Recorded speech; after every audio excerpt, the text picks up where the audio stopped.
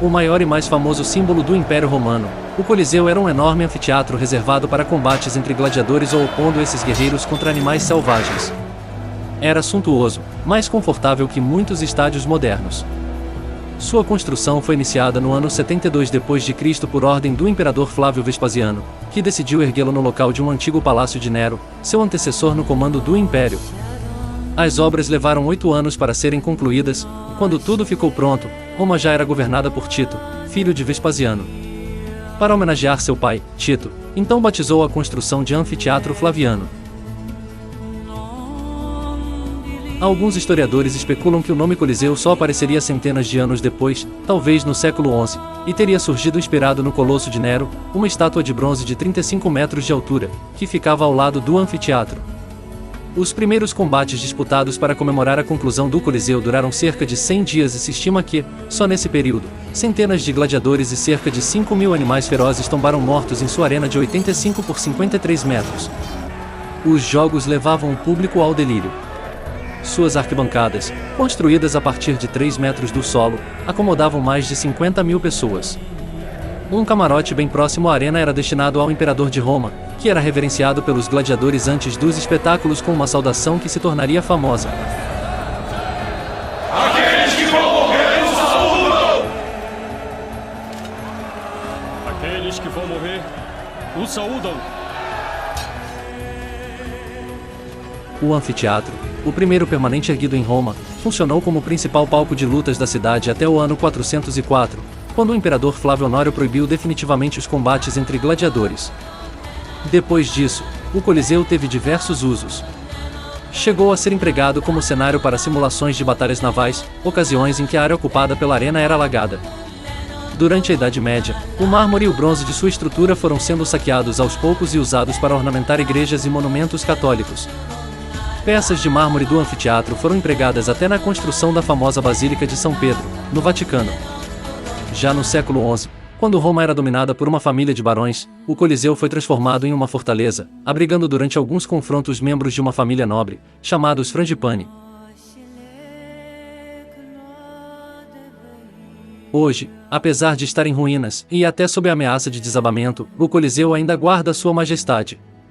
Localizado bem no centro da capital italiana, rodeado por avenidas, ele é considerado o principal sítio arqueológico da cidade, recebendo anualmente milhões de visitantes, que circulam dentro dele para conhecer melhor esse incrível monumento, que se mostrou resistente sobrevivendo ao tempo, a saques e grandes terremotos. As primeiras escavações arqueológicas no Coliseu aconteceram no final do século XVIII. A partir daí, diversas restaurações foram feitas para preservá-lo. A última terminou em 2000, após recuperar a face externa dos arcos de mármore. O Coliseu tem 48,5 metros de altura, o equivalente a um prédio de 12 a 15 andares. Com forma elíptica, ele mede 189 metros no maior de seus eixos e 156 metros no menor. Ninguém sabe ao certo qual arquiteto o projetou. Entre as ruínas ainda dá para identificar os corredores que levavam às arquibancadas. Eles foram projetados para criar acessos exclusivos para as diferentes classes sociais da época. Sendo amplos, permitiam que os 50.000 espectadores ocupassem ou deixassem seus lugares em poucos minutos. Também mais de 100.000 metros cúbicos de mármore travertino de cor clara foram usados na construção do estádio, principalmente para revestir a fachada. Mas esse material foi pilhado ao longo dos séculos, restando pouco dele no Coliseu. Tijolos, blocos de tufa a uma espécie de pedra vulcânica, e concreto também ajudaram a erguer o anfiteatro. Desde a sua construção, no século I, vários terremotos destruíram o Coliseu. Os historiadores estimam que o primeiro grande tremor aconteceu entre os anos 523 e 526. Na primeira metade do século IX, um outro terremoto destruiu as colunas do piso superior. Em 1231, um forte abalo derrubou parte da fachada externa. O subsolo do Coliseu só foi escavado há pouco mais de um século. Ele ficava abaixo da arena de lutas e tinha uma cobertura de madeira sobre a qual era despejada areia. Nessa intricada rede de corredores, salas, elevadores e jaulas ficavam os gladiadores e as feras antes de entrarem em cena. Também é bem curioso dizer que no tempo dos jogos, o estádio tinha um grande toldo retrátil. Uma entrada exclusiva dava acesso ao camarote destinado ao imperador romano e seus convidados. Essa tribuna especial ficava num ponto privilegiado do anfiteatro, bem próximo à arena. O prefeito de Roma também tinha direito a um camarote particular. A fachada do anfiteatro impressionava pela riqueza de acabamento. Diferentes estilos de colunas ornavam os vários níveis de piso. A fachada ainda era decorada com centenas de estátuas de bronze.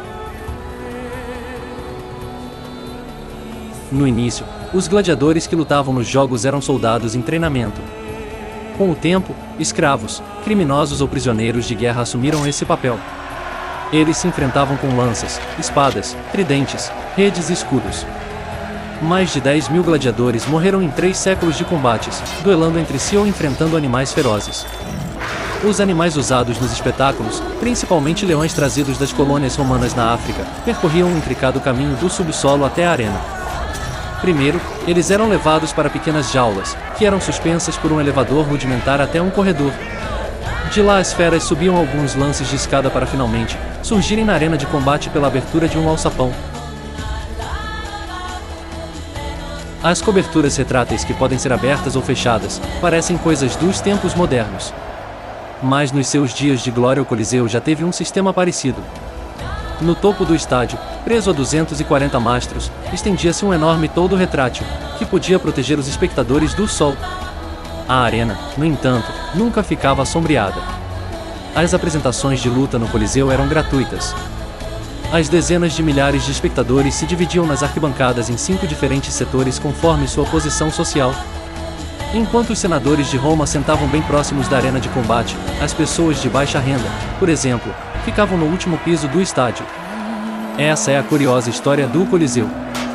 Muito obrigado, meu amigo curioso, pela grande honra de estarmos curiosamente juntos em mais um vídeo.